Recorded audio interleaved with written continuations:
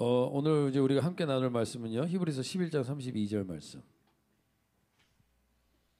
우리 잘 알고 있는 말씀이죠. 근데 지금 기드온 했었고요. 우리가 오늘은 삼손 할 차례인데 내가 무슨 말을 더하리요? 기드온, 바락, 삼손, 입다, 다윗 및 사무엘과 선지자들의 일을 말하려 하면 내게 시간이 부족하리로다. 제가 기드온의 300용사를 하면서 느꼈던 게 기드온의 300용사의 얘기가 하나님께서 우리 시대의 교회를 향해서 하시는 말씀이라는 얘기가 그런 마음이 들었어요. 많이. 근데 이번에 삼손을 하면서도 하나님께서 삼손에 대한 교훈을 통해서 우리 교회에 하나님이 하시는 말씀이 있다라는 생각이 들어요. 삼손이라는 사람은 한 번 다 들어보셨죠? 삼손은 어떤 사람이에요? 요즘 마블 스토리 같은 사람이죠. 힘이 엄청난 사람. 우리 성욱이는 삼손 들어봤어요? 아 그래요? 그럼 우리 성욱이를 위해서 우리가 스토리, 우리 정민 형제는 삼손 얘기 들어봤어요? 안 들어봤어? 오, 삼손 이 영화 몰라요?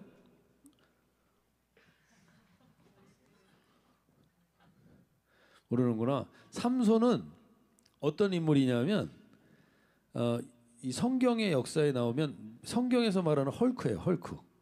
힘이 엄청나게 셌던 사람이에요. 그래가지고 이 나귀 턱뼈로 1000명을 죽인 사람이야. 그래서 대표적으로 힘이 가장 셌던 사람인데 이 사람이 힘만 좋았나요? 또 다른 것도 좋았나요? 힘만 쓸 줄 알았나요? 아니면 여자도 좋아했나요? 이 사람이 여자도 좋아했어.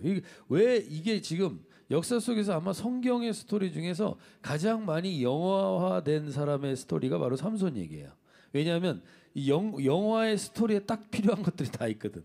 힘이 있고 여자 있고 실패하고 그런 이 스토리가 여기 다 있거든요. 그래서 삼손은 힘이 좋아가지고 그렇게 많은 여자를 거느렸었는데 근데 그러다가 결국에는 그 여자 때문에 자기의 힘의 비결을 빼앗겨요. 근데 그 삼손의 힘의 비결이 뭐라 그래요? 삼손이 손이 3개라서 삼손인 거 알아요? 손이 3개였기 때문에 힘이 셌다 이런 우스갯소리 있지만 머리카락이에요. 힘의 근원이. 그래서 그 여인 들릴라라는 여인에게 머리카락을 잘리면서 힘이 사라져요. 그 힘이 사라지고 나서 마지막에 비참하게 옥에 갇혀 있다가 거기 그 옥에서 기둥을 밀어가지고 기둥을 무너뜨리면서 거기에 있던 사람들을 다 한꺼번에 몰살시키는 일을 하는 게 이제 삼손의 이야기예요. 삼손 이야기가 좀 영화 같은 데서 볼 수 있는 이야기인데 우리가 성경 속에서 실제 있는 이야기인 거예요. 삼손의 이야기가. 그런데 이 삼손의 이야기를 보면서 저희가 그런 마음이 들었어요. 좀 마지막에 삼손은 되게 비참해져요. 왜냐하면 자신의 욕구대로 여자를 한 3-4명 이상을 사귀었거든요. 그리고 그 여자들을 희롱하고 농락하고 그러다가 또 그 여자 때문에 또 사람을 죽이기도 하고 막 이런 일들을 하는 사람이에요. 근데 왜 하나님은 이 삼손의 이야기를 성경에 넣어놓으면서 우리에게 무엇을 말하려고 하는 건가? 마치 삼손은 되게 힘이 좋았고 사람들을 마음껏 자기 마음대로 다스릴 수 있었던 사람인 것 같은데 이 삼손을 통해서 하나님이 하시고자 하셨던 일이 있었는데 그 일을 삼손이 자기의 삶에서 원래 살아가는 인생에서는 잘 못해요. 왜? 자기의 욕구대로 살았으니까. 그래서 결국 비참하게 옥에 갇혀서 그런 비참한 신세가 되는데 마치 이 모습을 보면서 저는 우리 이 시대의 교회의 모습이 이런 모습이 아닌가라는 생각이 들었어요.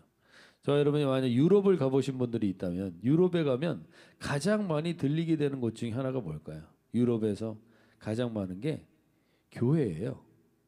교회 건물이 엄청나게 많잖아요. 유럽에. 그리고 되게 웅장한 건물들이 많아요. 근데 그런 교회 건물들이 지금 어떠한 상태에 있는지 잠깐 우리 영상을 보고 이제 오늘 말씀을 이어가도록 할게요. 전 워낙 오래된 교회가 많다 보니 웬만해선 보호 대상인 유적지로 지정되지도 못합니다. 많은 교회는 전적으로 교인들의 헌금에 달려있죠. 옛날처럼 특정 가문의 전폭적인 후원을 기대할 수 있는 시대도 아니고요. 그런데 교회의 예배 참석자가 고작 노인들 30-40명뿐인 교회가 수두룩합니다. 인구가 적은 시골로 갈수록 이 문제는 더 심각하죠.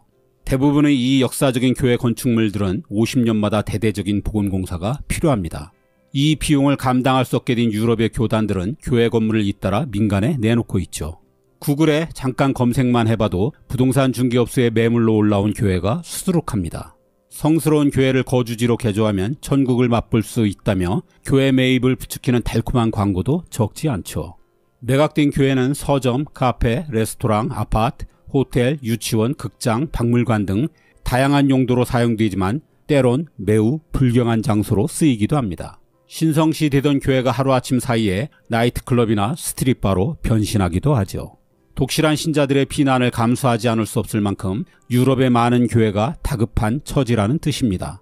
영국의 성공의 교회는 총 16,000개 정도 됩니다. 이 중 4분의 3이 일종의 문화재인 역사적 건물입니다. 하지만 영국 성공회는 지금 큰 위기를 맞고 있습니다. 교회의 4분의 1 이상이 일요일 예배 참여자가 20명도 안 됩니다. 이미 1980년대부터 30년 동안 9,000개의 교회가 문을 닫았습니다. 이 와중에 스코틀랜드 에든버러에 있는 한 루터 교회는 프랑켄슈타인이라는 술집으로 바뀌었고 브리스톨에 있는 세인트폴 교회는 서커스 훈련학교가 새 주인이 되었습니다. 교회의 높은 천장이 서커스의 딱이었죠. 맨체스터 북쪽의 작은 도시인 클리데루의 한 감리교회는 놀랍게도 이슬람 사원이 되었습니다. 격세지감입니다. 프랑스엔 15,000개의 역사적 교회가 있습니다. 이들 교회는 그나마 정부 보조금으로 버텨나가고 있습니다.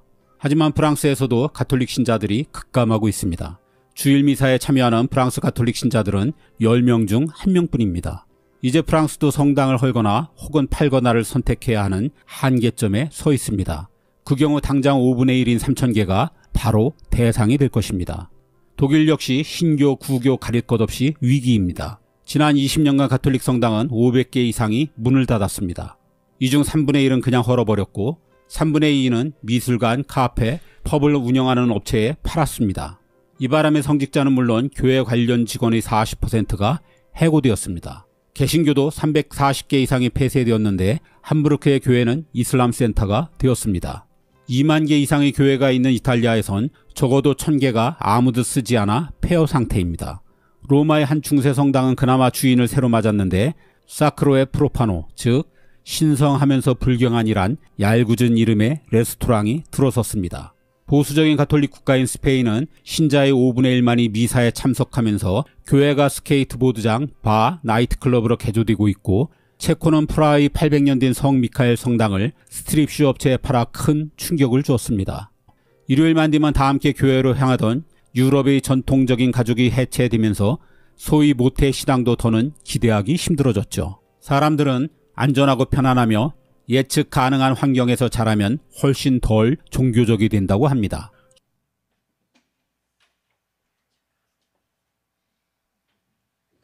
예, 이게 아까 삼손 그 포스터 한번 다시 보여줄 수 있어요?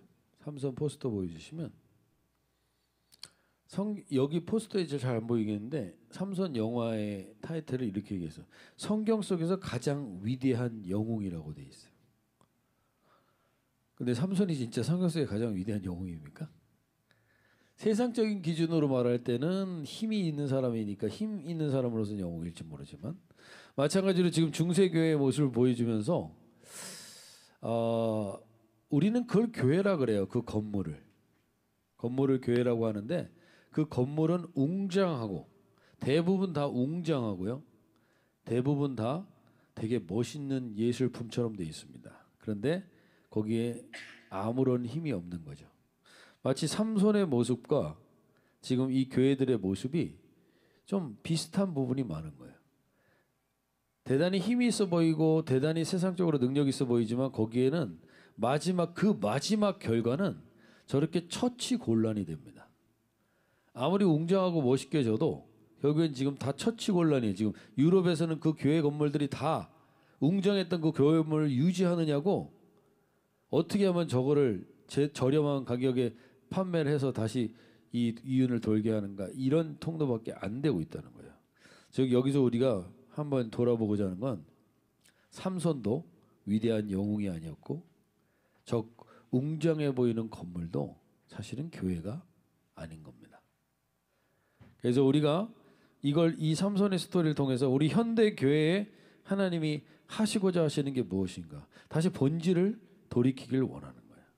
우리 안에 다시금 분명한 우리 교회가 무엇이며 교회는 어떤 곳이며 교회는 아무리 약해 보여도 어떠한 권세를 가지고 있는지를 오늘 삼손 스토리를 통해서 잠깐만 살펴보려고 그러는데요. 삼손이라는 사람과 이 현대 교회에 공통된 약점이 있어요. 그 공통된 약점이 뭐냐면 사사기 14장 1절 2절을 보시면 이제 삼손의 이야기가 13장에서 시작돼요. 근데 삼손은 특별하게 천사가 와서 그 임신을 못하고 있던 여인에게 알려줘요. 너가 이런 애를 낳을 건데 이런 애를 낳으면 나신인으로 따로 구별해가지고 네가 어릴 때부터 이렇게 키워라. 그래서 나신인으로 구별되는 사람은 첫 번째로 뭘 못하냐면 포도주를 먹으면 안 되고, 두 번째는 시체를 만지면 안 되고, 세 번째는 머리를 자르면 안 돼요. 이게 이제 나시린의 조건이었는데 그 조건대로 삼손은 자라난 거예요. 그리고 나서 지금 14장 1절 2절이 되는 거예요. 하나님의 특별한 목적이 있어서 삼손을 하나님이 불렀는데 삼손은 그 목적과 상관없이 사사기 14장 1절 2절에 이렇게 얘기해요. 삼손이 딥나로 내려갔다가 딥나에 있는 어떤 블레셋 처녀를 보았다. 그가 돌아와서 자기 부모에게 말하였다. 내가 딥나에 내려갔다가 블레셋 처녀 하나를 보았습니다. 그러니까 삼손은 무엇에 하나님의 이런 목적과 이런 거는 상관없이 무엇에 의해서 움직이냐면 보는 것에 의해서 움직여요. 보여진 여자가 예뻤어요. 그 여자를 쫓아가서 그 여자를 이제 아내를 삼으려고 그래요. 그런데 그 아내를 삼으려고 하다가 거기에서 시비가 붙어요. 그러니까 그 여자 버려두고 그냥 딴 데로 가요. 딴 데로 갔다가 사사기 14장 7절에서 함께 한번 읽어볼까요? 그가 내려가서 그 여자와 말하니 그 여자가 삼손의 눈에 들었다. 이 여자는 아까 앞에 나왔던 여자일까요, 아닐까요? 이 여자는 또 다른 여자예요. 그러니까 삼손은 여자를 보는데 항상 눈에 들었더라, 보았더라. 눈에 보이기에 좋은 여자를 쉽게 취하는 거예요.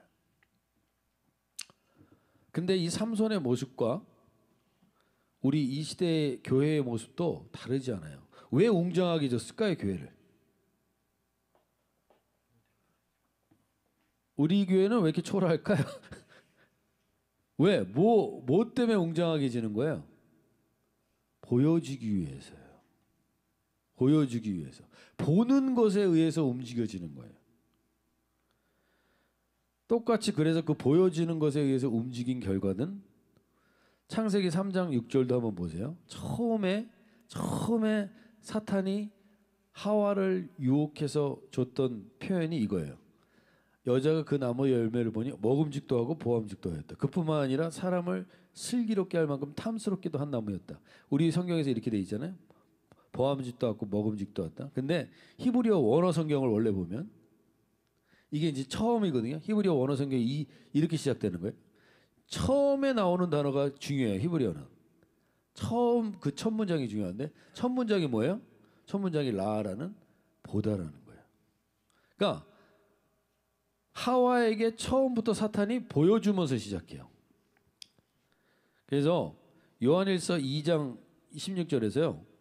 이 세상의 중요한 속성을 얘기해줘요. 중요한 속성을 얘기해주는데 함께 한번 읽어볼까요? 이는 세상에 있는 모든 것이 육체의 정욕과 안목의 정욕과 이생의 자랑이니 다 아버지로부터 온 것이 아니요 세상으로부터 온 것이니라. 그러니까 여기 전제 조건이 뭐라 그래요? 이 세상에 있는 모든 것이라 그래요. 모든 것은 육체의 정욕과 안목의 정욕과 이생의 자랑으로 가는데 여기서 가장 핵심적인 게 뭔지 아세요? 여기서 가장 핵심적인 게 뭘까요? 육체의 정욕, 안목의 정욕, 이생의 자랑 중에서 제가 어려운 걸 물어봤겠어요. 보는 거로 시작했죠. 그죠? 물론 이제 육체의 정욕도 있고 이생의 자랑도 있지만 이게 다 어디서 시작되냐면 안목의 정욕에서 시작돼요. 여러분들이 저와 여러분이 인스타나 뭐 이런 것들 지금 시대를 유행하는 걸 보세요. 다 보여지는 것에 포커스를 맞추게 해요. 그리고 남들이 나를 어떻게 보나. 내가 이런 여행을 하고 살고 있고 이런 음식을 먹고 있고 이런 것들을 내가 드러내면서 결국 뭘 하는 거예요? 다른 사람에게 육체의 정력을 부추기거나 아니면 다른 사람에게 이생의 자랑을 하는 거죠. 이게 이제 같이 돌아가는 건데 이건 여기서 전제 조건이 되게 중요해요. 이 세상에 있는 모든 것이라고 돼 있어요. 모든 것이 이 원리에 의해서 움직인다는 거예요. 그러니까 저와 여러분이 마음이 끌리고 사업을 하고 이럴 때 이거 필요해요. 어떻게 보면 이것 때문에 움직이잖아 사람들이. 예? 근데 이것의 결과는 뭐냐는 거예요. 이것의 결과는 아까 유럽의 교회가 이것의 결과예요. 나중에 그렇게 된다는 거예요. 이것에 의해서 이것의 중심이 돼서 살게 되면. 저 여러분 보세요. 한번 눈에 요즘 아이들이 제가 이제 우리 아이들이 다 게임을 하고 있잖아요. 게임을 하는 아이들의 공통적인 게임에 많이 빠져 있는 아이들의 공통적인 특징이 충동 조절이 잘 안 되고 분노 조절이 잘 안 된대요.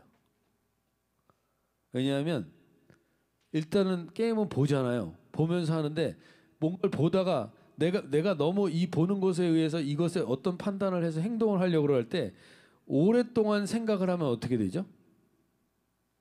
오랫동안 생각하면 지는 거죠.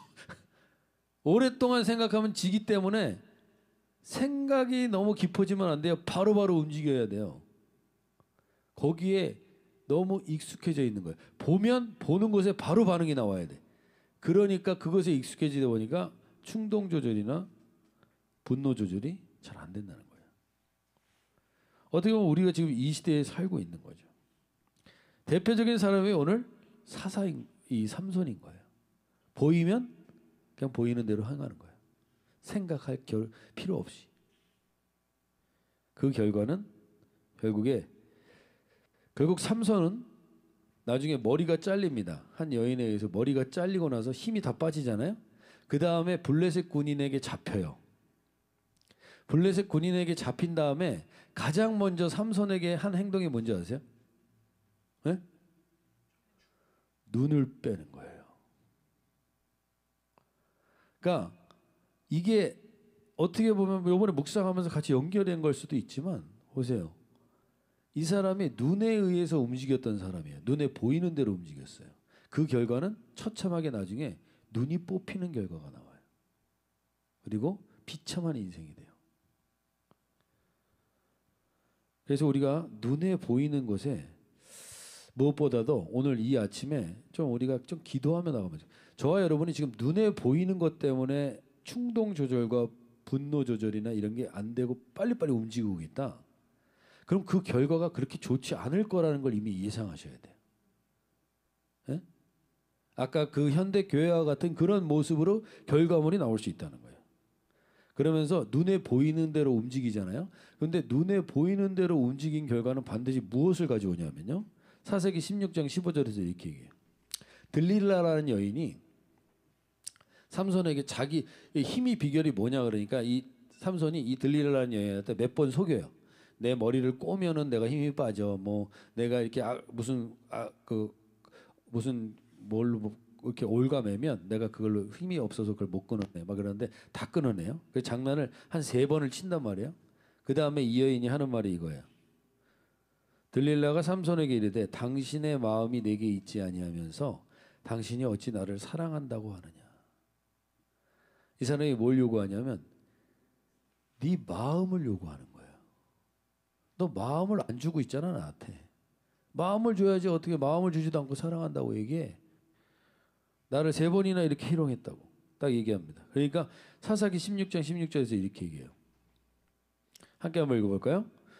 날마다 그 말로 그를 재촉하여 조름에 삼손의 마음이 번뇌하여 죽을 지경이라. 자, 우리가 눈에 보이는 무언가를 딱 선택했어요. 그 결과 내 마음에 반드시 나타나는 현상이 뭐냐면 평안이 사라져요. 불안하기 시작해. 번뇌하기 시작해. 자꾸 마음을 빼앗기는 일들을 선택하게 만들어요. 저 여러분 가운데 매일마다 우리는 마음으로 무언가를 선택할 수 있는 권한을 하나님이 줬습니다. 그 권한으로 우리는 성령의 열매를 따라갈 수도 있고 안목의 정욕을 따라서 세상의 영을 따라갈 수도 있어요. 그건 내가 선택하는 거예요, 여러분. 그 내가 선택한 결과가 내 마음을 죽을 지경으로 번뇌하게 만들 수도 있고 평안하게 할 수도 있어요. 근데 이것이 구원과 연결되는 건 아니에요, 여러분. 어떤 사람이 이걸 구원과 연결시켜서 구원에서 떨어질 수 있다 이렇게 얘기하는 분들이 많은데 그건 착각하는 거죠. 매일마다 우리는 이런 실수를 할 수 있어요. 저와 여러분이 눈에 보이는 것 위주로 선택하거나 육체의 정욕 따라 선택하거나 이생의 자랑을 따라 선택하잖아요.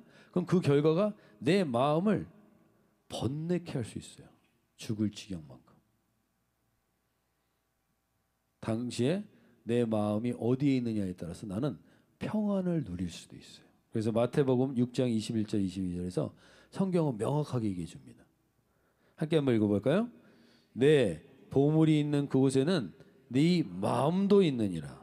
그러면서 네 보물이 있는 곳에 네 마음이 있다고 한 다음에 그 다음에 바로 뭘 얘기해요? 눈은 몸의 등불이니 그러므로 내 눈이 성하면 온몸이 밝을 것이요. 그러니까 눈으로 보고 눈으로 본 것을 어떻게 받아들이냐가 대단히 중요하다는 얘기를 성경은 얘기하고 있는 거예요. 삼손은 이것에 의해서 무너졌고 우리도 그로 인해서 마음을 빼앗길 수도 있게 돼요. 그러다 보면 우리가 마음을 빼앗기잖아요. 이 일이 계속 반복되잖아요. 이게 성령을 내가 선택하느냐 세상의 영을 선택하느냐가 매일마다 저와 여러분 가운데 사실 주어지는 거예요. 하루에. 하나님 왜 이걸 안 막아주셨어요? 왜 하나님 이걸 왜 나에게 보호해주지 않았어요? 우리는 그렇게 얘기할지 모르지만 하나님은 우리에게 그걸 선택할 수 있는 권한을 줬다니까요. 인격적인 하나님이라서. 그래서 내가 무엇을 선택하느냐에 따라서 내 마음은 번뇌할 수 있고 아니면 평안할 수 있는 거예요. 그래서 삼손이 결국에 16장 22절에서 삼손이 블레셋 군인에게 머리가 다 밀린 다음에 잡혀요. 잡힌 다음에 이렇게 얘기해요.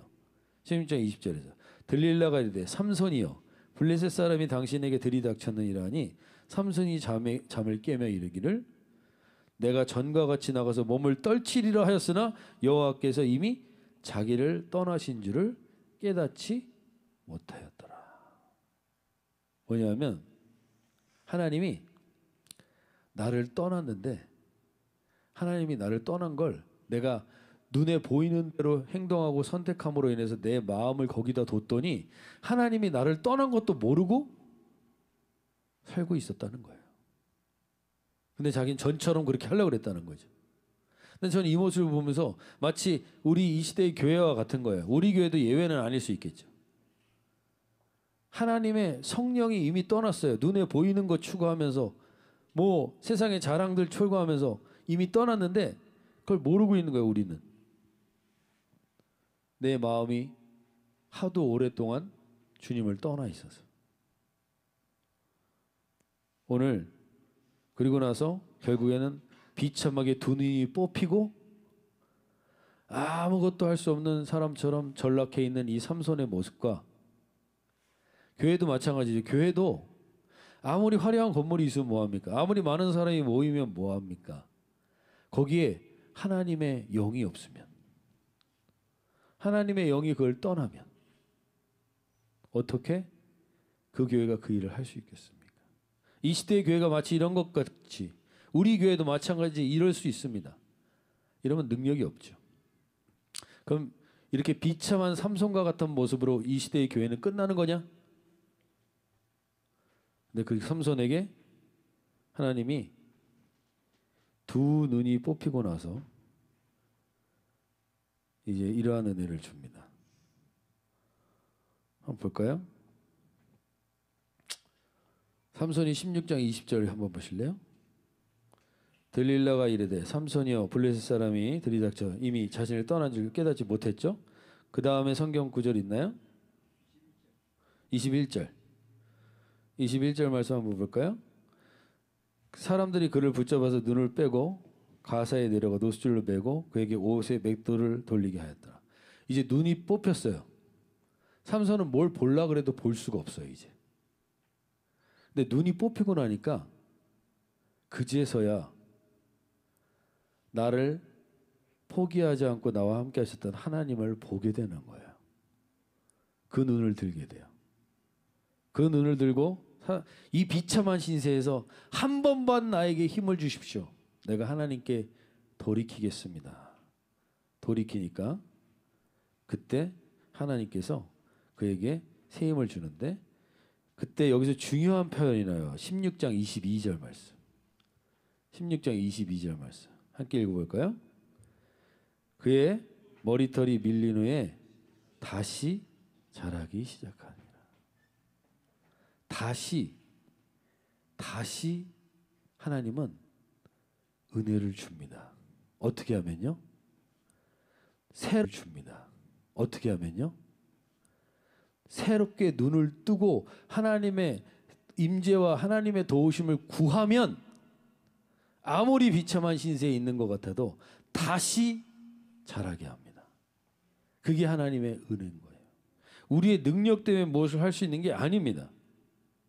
오늘 하나님께서도 우리에게 이 눈을 좀 뜨기를 좀 기도하면 좋겠어요. 정말 여러분. 하나님, 내게 있는 문제와 환경과 눈에 보이는 안목의 정욕을 따라다니면서 내 마음과 생각을 빼앗기고 있어서 그로 인해서 내 눈이 뽑히고 마치 하나님이 나를 떠났는데도 하나님이 떠난 건지 모르고 이렇게 무감각하게 살고 있는 내 영혼에게 하나님이 다시 말씀하시고 다시 네가 나를 돌이켜 찾으면 하나님은 그 머리를 다시 자라게 합니다. 다시 은혜를 줍니다. 오늘 이 아침에 무엇보다도 그 다시 주시는 은혜를 간구하며 나가면 좋겠어요. 하나님은 우리가 하나님을 돌이켰을 때 어떠한 잘못을 해도 돌이켰을 때 하나님은 그 사람을 외면치 않으십니다. 그게 우리가 믿는 하나님이에요. 그래서 오늘 하나님께서 오늘 우리에게 무엇보다도 이 눈을 좀 열게 해주시죠. 교회는요, 뭘 하는 곳이냐? 이 눈을 여는 곳이에요. 세상 일주일 동안 내가 정신없이 눈에 보이는 것 위주로 살았다 할지라도 오늘 여기 와서 하나님 다시 한번 내가 그 눈을 가지고 살면 결과는 삼손이요. 마지막 결과는 폐허가 된 교회 같을지 모르는데 다시 한번 이곳에서 주님의 은혜를 구합니다. 눈을 열게 해주십시오. 이렇게 간구하면 주님은 눈을 들어서 아까 우리가 찬양했던 것처럼 어떠한 문제보다 크신 하나님을 보게 해줄 겁니다. 그리고 다시 은혜가 자라게 해줄 거예요. 머리카락이 자라는 게 보이나요? 난 매일마다 머리카락이 자라는 걸 느끼고 있다. 우리 세연자매는 머리카락을 많이 다루니까 느끼나요? 매일마다? 머리카락이 자라는 건 잘 몰라요. 머리카락이 하루에 얼마나 빠지죠? 몇 개? 아무튼 전문가들 여기 계시니까 나중에 물어보시오. 근데 그 빠지는 게 우리가 느껴져요? 안 느껴지죠. 떨어진 건 볼 수는 있지. 볼 수는 있지만 머리카락이 자라거나 머리카락이 빠지는 거는 우리가 느끼지 않아요. 근데 한 달 정도 지나고 나면 보게 돼요. 자랐구나 라는 걸. 오늘 하나님께서 저와 여러분에게 살아계신 것 같이 느껴지지 않아요? 그러나 지나보세요. 인생의 그 여정마다 하나님이 아니었으면 그게 보호되고 지켜졌었을까? 결국 알게 돼요. 지나고 나면. 그 은혜의 여정으로 하나님이 우리를 이끌기 원하시면서 오늘 우리에게 오늘 그 눈을 열게 해달라고. 열왕기 하에 보면요. 한 아람 군대가 한 엘리사라는 선지자를 둘러싸요. 그래서 이 사람을 공격하려고 그래요. 그러니까 사람들이 벌벌 떨어요. 거기 게하시라는 시종이 떨고 있어요. 떨고 있으니까 그 엘리사가 그 사람에게 눈을 열게 해요. 열왕기 6장 17절 말씀. 우리 함께 한번 읽어볼까요? 기도하여 이르되 여호와여 원하건대 그의 눈을 열어서 보게 하옵소서. 하나 여호와께서 그 청년의 눈을 여심해 그가 보니 불말과 불병거가 산에 가득하여 엘리사를 둘렀더라. 오늘 우리가 무엇보다도 하나님, 교회는 이 눈을 열게 하는 곳이에요. 세상의 안목의 정력에 있는 눈을 빼고 하나님 이 눈을 여는 곳이 교회 공동체여야 됩니다. 그래서 하나님, 내가 내게 있는 이 문제보다 크신 하나님을 찬양만 하고 끝나는 게 아니라 보게 해 주십시오. 내게 있는 이 청년의 눈을, 우리 청년들의 눈을 열어서 하나님, 내게 있는 이 삶의 모든 환경의 문제보다 크신 하나님을 볼 수 있는 눈을 열어주십시오. 이게 오늘 저희가 함께 기도하길 원하는 기도 제목이에요. 여러분, 이번 한 주간에 하나님께서 반드시 이 눈을 열어주기를 소원하며 가시면 좋겠고, 우리 공동체가, 교회 공동체는 바로 이 눈을 열어주는 거예요. 이 눈을 열잖아요? 그럼 그 사람은 시편 51편 17절 말씀, 마음이 바뀌어요. 마음이. 죄를 지어서 완전히 비참한 처지에 있었던 다윗이 마음이 바뀌어서 시편 51편 17절 이렇게 고백합니다. 함께 읽어볼까요? 하나님께서 구하시는 제사는 상한 심령이라. 하나님이여 상하고 통회하는 마음을 주께서 멸시치 아니하시리라. 여러분들이 눈을 열고 내게 있는 지금 이 문제, 다른 아이들, 다른 사람들이 이렇게 앞서가는 그것 보면서 내가 긴장하고 내가 초라한 것 같고 내가 짓눌려 있는 것 같고, 그런 사람들에게 하나님 말, 눈을 열어. 내가 너를 어떻게 이끄는 하나님인지. 그리고 그 하나님께서 네가 상한 심령으로 하나님을 통회하는 마음으로 찾고 부르짖는다면 그 영혼을 절대로 멸시하지 않고 다시 은혜가 자라는, 머리카락이 자라듯이 은혜가 자라게 하는 이 하나님을 경험하게 해주시겠다는 거예요. 오늘 우리 공동체가 하나님, 그게 교회에서 회복되지 않으면 교회는 죽는 겁니다.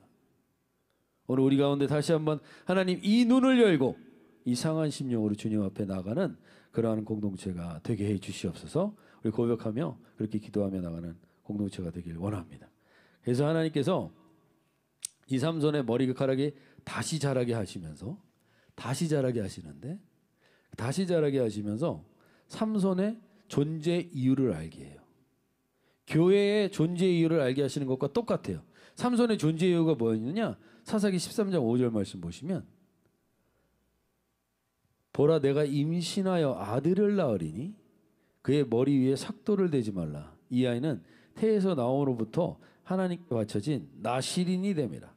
그가 블레셋 사람의 손에서 이스라엘을 구원하기 위해 시작하리라. 삼손의 분명한 목적은 뭐예요? 악한 악의 세력에서 이 백성을 건져 올리는, 구원시키는 거예요. 교회도 똑같아요. 교회도 세상의 안목의 정력, 육체의 정력, 이생의 자랑에 사람들이 피폐해져 있고 열등감 갖고 있고 상처받고 있는 영혼들을 와서 하나님 앞에서 진정한 우리가 어떠한 존재인지를 깨닫게 하는 공동체가 교회인 거죠. 똑같죠. 삼손도 이것이 목적이에요. 구원시키는 게 목적이에요. 근데 여기서 이 구원시키는 통로로서 이 뭐라고 얘기하냐면 나실인이라는 표현을 해요. 나실인. 근데 나실인은 세 가지를 금하는 사람들이에요. 뭐냐면 술을 마시지 않아요. 그리고 시체를 만지지 않아요. 머리를 자르지 않아요. 근데 이건 뭘 위한 상징적인 의미냐면 세상의 향락과 눈에 보이는 안목의 정력과 이것에 의해서 흔들리지 않는 존재가 되게 하는 것이 이 존재라는 거예요. 그리고 시체는 죄의 싹슨 사망이에요. 그래서 죄가 이 사람을 핸들하지 못하게 하는 사람이 되게 하는 거예요. 그 다음에 머리를 자르지 않는다는 건 하나님의 다스림 가운데 늘 순종하고 복종한다는 뜻이거든요. 근데 이 나실이는 민수기서 6장 2절에 보면 이렇게 얘기해요. 함께 한번 읽어볼까요? 이스라엘 자손에게 전하여 그들에게 이르라. 남자나 여자가 특별한 서원, 곧 나실인의 서원을 하고 자기의 몸을 구별하여 여호와께 드리려고 하면 그렇게 하라는 거예요. 근데 여기서 중요한 건 잘 보세요. 원래 구약에서 제사장의 역할은 누가 했죠?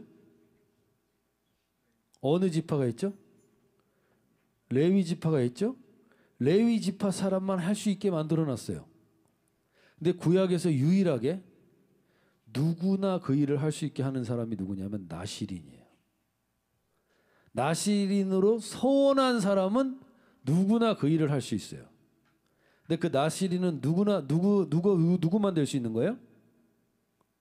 나시린은 남자하고 여기 여자도 될 수 있다 그랬죠. 이스라엘 문화에서 여자도 할 수 있다는 건 뭐냐면 누구나 할 수 있다는 얘기예요. 이스라엘 사람들에게 여자는 그 당시 때 여자는 사람 취급을 안 했거든요. 사람을 숫자로 치지도 않았어요. 근데 여기서 남자와 여자가 다 할 수 있다는 얘기는 나시린은 누구나 할 수 있었던 거예요. 구약에서도. 자기가 특별한 서원을 하면. 그 특별한 서원은 뭐예요, 그러면? 오늘 이 시대의 교회들 가운데 하나님이 말씀하시는 거예요. 똑같이. 크리스천은 하나님이 뽑아내신 나시린이에요. 그들은 포도주로 절대 만족할 수가 없어요. 그들은 이 세상에 제약된 악의 기쁨으로 만족할 수가 없어요. 그리고 이 세상에서 어떤 사람의 다스림에 충족할 수가 없어요. 오직 하나님으로 인한 다스림을 받는 사람들이. 그게 영적인 나스린. 그게 지금의 시대의 그리스도인들이에요. 그래서 그리스도인들은 누구나가 나시린으로 선택받은 사람들이에요. 그래서 누가복음 11장 13절에서 이렇게 얘기합니다. 마지막으로 한번 읽어볼까요? 우리 함께. 너희가 악할지라도 좋은 것을 자식에게 줄 알거든 하물며 너희 하늘 아버지께서 구하는 자에게 성령을 주시지 않겠느냐. 나시린은 특별한 서원을 했던 사람인데 신약의 얘기로 말하면 이 누가복음 11장의 이 본문의 내용은 뭐냐면 구하라, 찾으라, 두드리라. 그러면 내가 너에게 주겠다. 악한 아버지라도 자식에게 좋은 걸 줄 알거든 내가 하물며 성령을 주지 않겠느냐. 성령을 받은 모든 그리스도인들은 영적인 나시린인 줄로 믿습니다. 그 사람들은 세상을 구원하는 통로로 서는 거예요.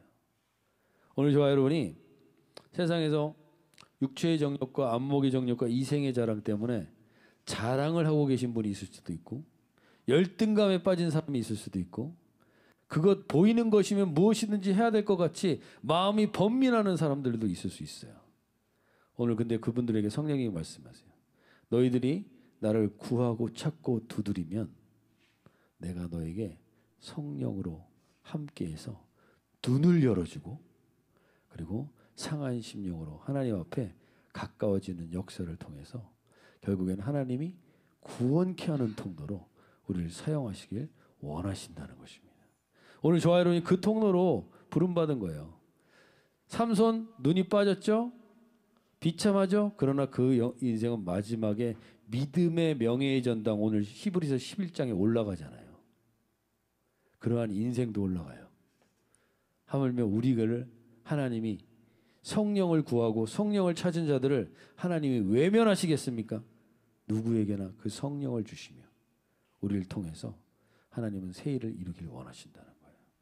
오늘 특별히 저와 여러분 가운데 마음이 번민하는 분이 있어요. 삼손처럼 무언가에 이 안목의 정력이든 무엇 때문에 빼앗겨서 지금 번민하며 마음이 힘든 분들이 있어요. 오늘 성령님께 자기를 내어드리세요. 그리고 악한 영이 세상의 영이 나를 지배하지 못하게 해달라고 선포하는 거예요.